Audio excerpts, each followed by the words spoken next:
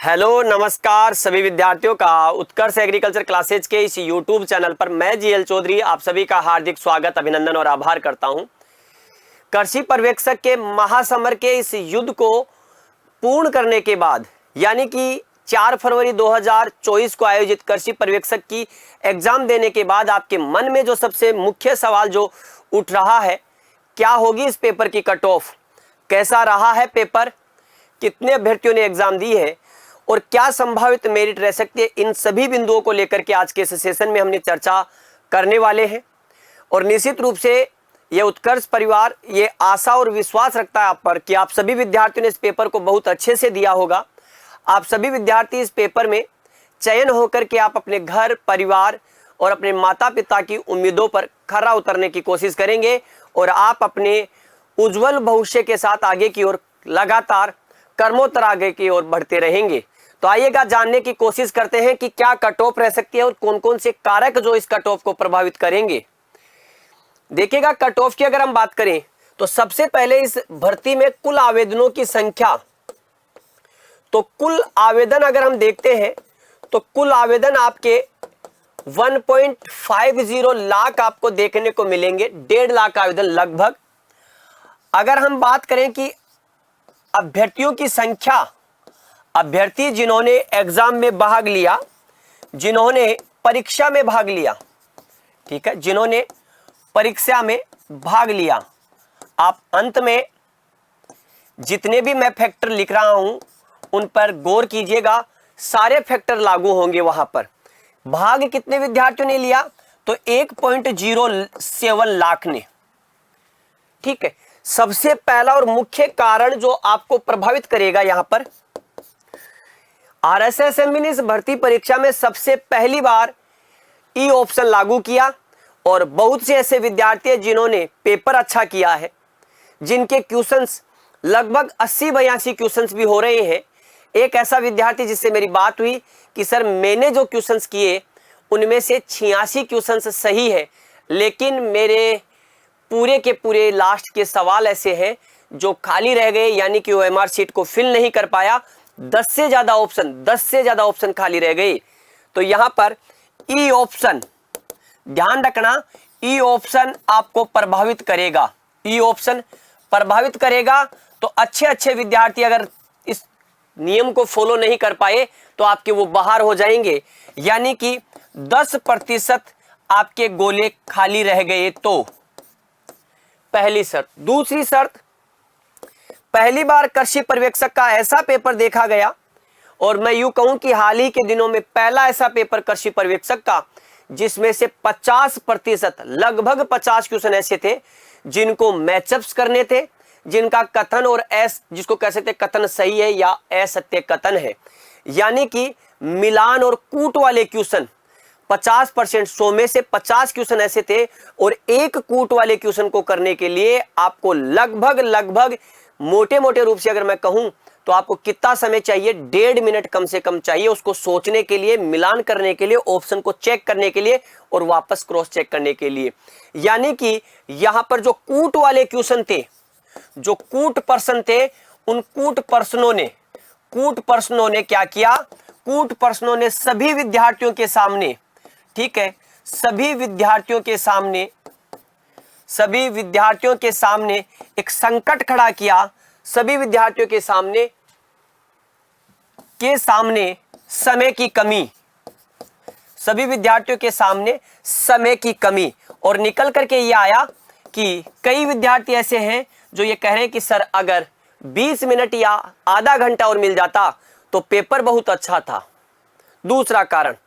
तीसरा कारण, इस बार अगर देखा जाए तो कुछ क्वेश्चंस आउट ऑफ सिलेबस देखे गए, लेकिन आउट ऑफ सिलेबस पर आप आपत्ति नहीं लगा सकते और ना ही आप उसको चैलेंज कर सकते और ना ही उन क्वेश्चनों का कुछ हो सकता, क्योंकि जीके है, कहीं से भी पूछा जा सकता है, एक आउटलाइन है, उसी आउटलाइन को ध्यान में रख करके पूछा गया होगा। तीसरा जिसको कह सकते हैं, हम ये कह सकते हैं कि कुछ क्वेश्चन, कुछ पर्सन कैसे थे, कुछ पर्सन जिसको कह सकते हैं आउट ऑफ पाठ्यक्रम, जिसको कह सकते हैं सिलेबस। तो यहां पर विद्यार्थियों को क्या हुआ, वो क्वेश्चन ऐसे थे जो सीधे सीधे स्ट्रेट क्वेश्चन थे। विद्यार्थी लालच में फंसे और लालच में फंसने की वजह से यहां पर क्या हुआ, नेगेटिव हुई विद्यार्थियों की। ठीक है, नेगेटिव। इसके बाद अगर हम अगले बिंदु पर बात करें कि मेरिट को कौन सा बिंदु प्रभावित करेगा, इस बार अगर मैं कहूं तो पेपर का लेवल 2012 के मुकाबले भी उसके मुकाबले बराबर लेवल का पेपर था, यानी कि पेपर का लेवल बहुत अच्छा था। ये ध्यान रखना आपको। तो ये ध्यान रखना, कृषि पर्यवेक्षक का जो पेपर का लेवल है वो पेपर का लेवल कैसा, तो पेपर का लेवल अच्छा है, यानी कि सरल तो बिल्कुल नहीं है और मीडियम हार्ड से लेकर अपर की तरफ जाता हुआ पेपर दिखाई दे रहा है। इसके बाद अगर हम बात करें कुछ ऐसे विद्यार्थी जिसको हिंदी और इंग्लिश का ट्रांसलेशन, अगला बिंदु जो प्रभावित करेगा, तो ध्यान रखना अगला बिंदु पेपर की भाषा।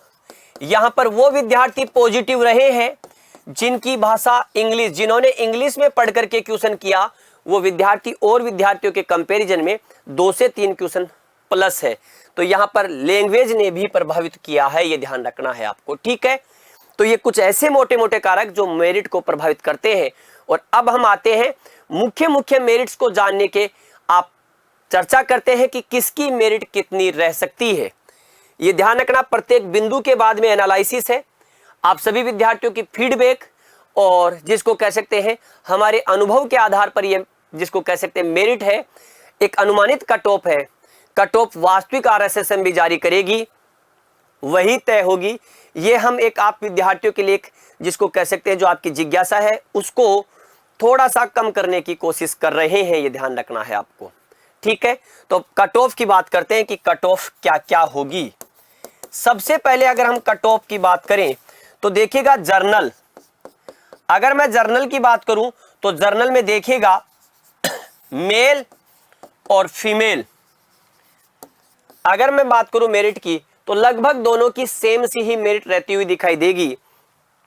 ये मेरिट लगभग 73 से लेकर के 77 क्वेश्चंस आपको जाती हुई दिखाई देगी, क्वेश्चंस है 100 में से। और फीमेल की भी आपके लगभग 73 से लेकर के 77 क्वेश्चंस आपको रहने की संभावना है। ठीक है, अगर हम वो भी इसमें आपके EWS में बात करें, EWS में, तो EWS में ये मेरिट रह सकती है 70 से लेकर के 74। और यहां अगर हम बात करें तो यहां ये मेरिट रह सकती है लगभग जिसको कह सकते हैं 69 से लेकर के 72 तक। ये क्वेश्चंस की बात कर रहा हूं, ये ध्यान रखना। EWS महिला, EWS आपकी जिसको कह सकता हूं, ये जर्नल के सेंस में बात है।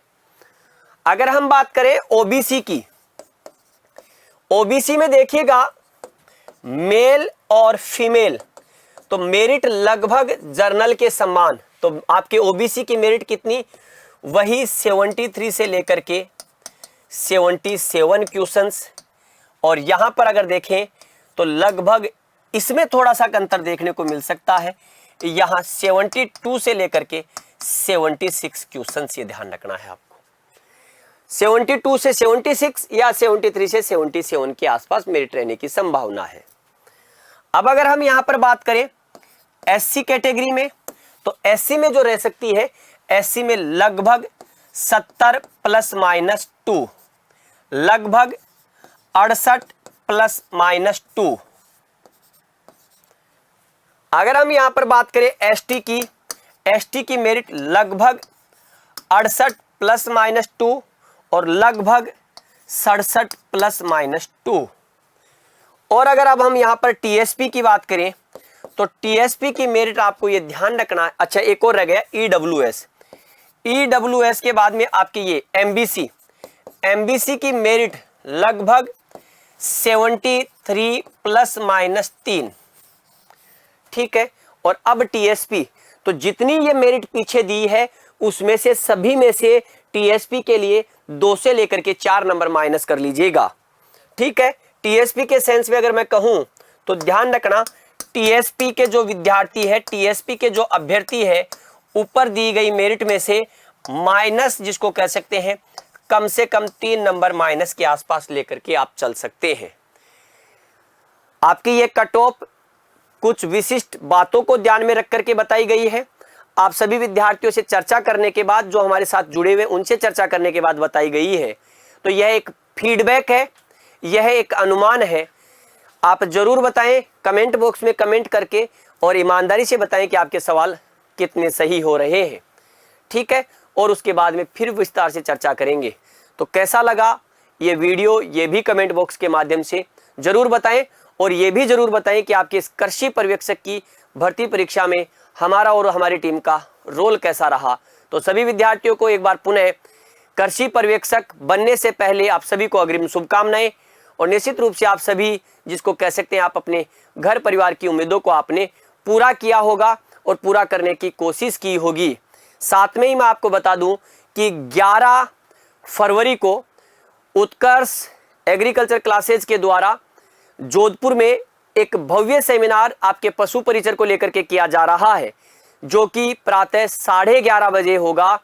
आप जिसको कह सकते हैं 12:30 बजे होगा आपके जोधपुर में, जिसको कह सकते हैं कल्पतरू के में आपके जो जगह दे रखी है आपके, वो आपको देखने को मिलेगा। यहाँ कंप्लीट डिटेल्स वैसे है, ये रहा, जिसको कह सकते हैं 11 फरवरी 12:30 बजे उत्कर्ष कॉम्प्लेक्स में आपको देखने को मिलेगा ये सेमिनार।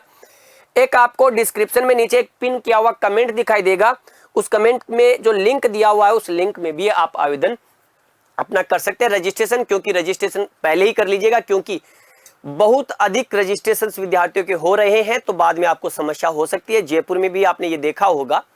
और साथ में ही एक बड़ी वैकेंसी के लिए भी मैं बता दूं कि आपके DSSB सेक्शन ऑफिसर हॉर्टिकल्चर की एक वैकेंसी भी है, क्योंकि आप में से बहुत विद्यार्थी कृषि से जुड़े हुए स्नातक के विद्यार्थी होंगे और कुछ विद्यार्थी BSc साइंस वाले होंगे, जिनके बोटनी होगी वो आवेदन कर सकते हैं। तो देखिएगा DSSB सेक्शन ऑफिसर हॉर्टिकल्चर जिसको कह सकते हैं। ठीक है, मोटी मोटी अगर मैं योग्यता की बात करूं तो इसमें 2 योग्यता आपके पास होनी चाहिए। पहली योग्यता आपके पास BSc AG अगर आप है तो आप आवेदन कर सकते हैं। दूसरी, अगर आप BSc साइंस के साथ अगर हैं और साइंस में अगर आपके पास क्या है, बोटनी अगर एक सब्जेक्ट है, तो आप क्या कर सकते हैं, इसमें आवेदन कर सकते हैं। आवेदन की अंतिम तिथि अगर मैं बात करूं, आवेदन की अंतिम तिथि, तो आवेदन की अंतिम तिथि कौन सी है, तो आवेदन की अंतिम तिथि आपके देखने को मिलेगी कौन सी, 7 फरवरी 2024। तो ये मौका हाथ से जाना नहीं चाहिएगा। कहते हैं कई बार कि पेपर ठीक नहीं हुआ, यह आपकी असफलता को मापने का एक पैरामीटर नहीं हो सकता, ये आपकी असफलता को एक दर्शाने का तरीका हो सकता है कि आपकी क्या कमियां रही। तो उन कमियों को सुधारिएगा और अपने जीवन में असफलता से घबराए नहीं, असफलता से सीख करके आगे बढ़ने की कोशिश कीजिएगा। सभी विद्यार्थियों को नमस्कार, सभी विद्यार्थियों को जय हिंद, बेस्ट ऑफ लक।